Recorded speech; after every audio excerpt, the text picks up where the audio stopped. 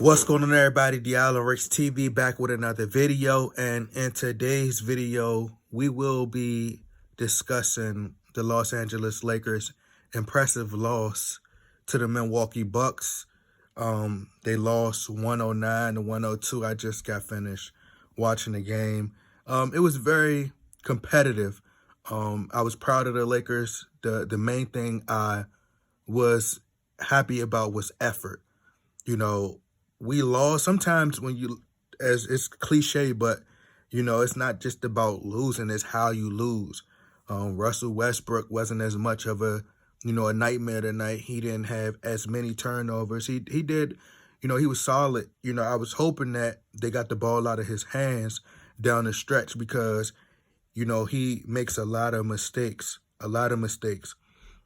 But even with Anthony Davis, I seen people was talking about him being trapped. I seen the commentators, discussing him being trapped or whatnot, and teams trapping him. Well, mainly the Chicago Bulls trapping him or whatever. But the main reason the Chicago Bulls trapped him because they was going with small lineups. They didn't have their big man. I think Vucevic. I call him Vucevic, but I think it's Vucevic or something like that. His name is, but they didn't have their big man, so they would trap Anthony Davis, and it was a great strategy because, it forced the ball out of his hands and it forced him to think fast, and he just passed the ball. But tonight, I said going into the game, they didn't have to really, teams really don't have to kind of, send double teams at Anthony Davis because, you could live with Russell Westbrook. Let's say you got like somebody's on the ball, guarding Anthony Davis, you know, in the paint or out on the perimeter or whatnot. And as they're guarding him, if you have to think like they was having like Avery Bradley. If you have Avery Bradley out there and them at the same time, you can live with Russell Westbrook and Avery Bradley once they pass the ball, or Anthony Davis shooting the ball. Sometimes he's hot, and if Anthony Davis is hot and got it going, then everybody else has to have it going as well. But you could just see the class and the difference in terms of the levels and skill level, and how the Milwaukee Bucks is much more experienced, much more a championship level caliber team, because it just seemed like everything was just about patience when they was playing. Everything was just coming so like, it's like they wasn't in a hurry to kind of like, they were down, they were trailing in the third quarter, I believe. And then it was like they was trailing, but it was like they was climbing back so easily. It's almost as if like Bucks is like they never panicked. It was just like they were calm, relaxed. And if it was a, 2-point, 10-point deficit, however much they were losing by, it was just like they were confident and they were slowly, fighting back to kind of, get the lead. And it just seems like, they leaps and bounds ahead of the Lakers. You could tell those different teams, even the Bulls, it just seems like even though they're young and, they just got together, it just seemed like the chemistry, everybody's on the same page. You know what I'm saying? With the Lakers, it just seems like nobody knows their role. And then Chris Middleton, he didn't have it going early. He only had like 1 point early. Giannis had it going early. Like he was really getting his, he was eating early.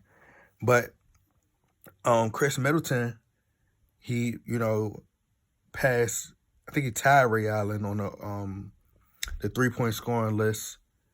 And he just got it going. The other guy, Connaughton, he was hitting threes. THC, shout out to THC. I've gained even more respect tonight because he was fighting. He was fighting. He was the only one out there to me that was competitive all the way through. He was competitive through and through, driving to the lane, driving to the cup, just,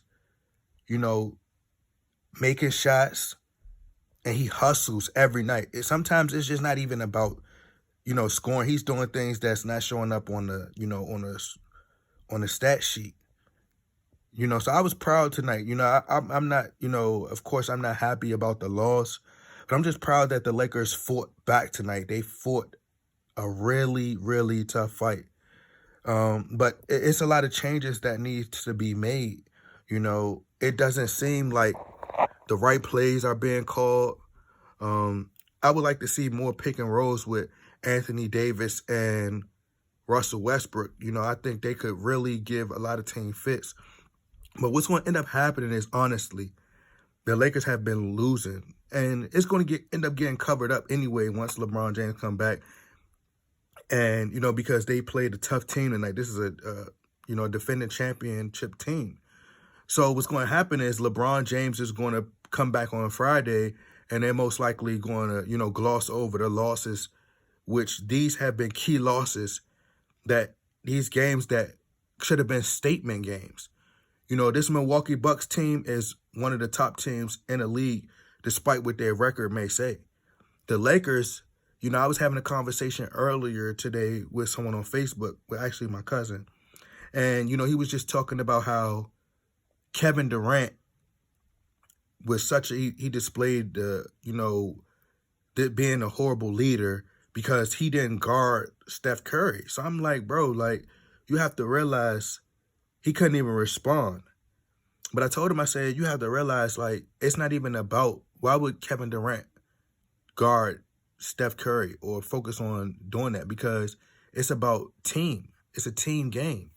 So if Kevin Durant, the Warriors are number one for a reason in all these, you know, statistical categories. They're number one for a reason, you know, because that's a testament to the great coach that they have, the great system. They have players that know their role.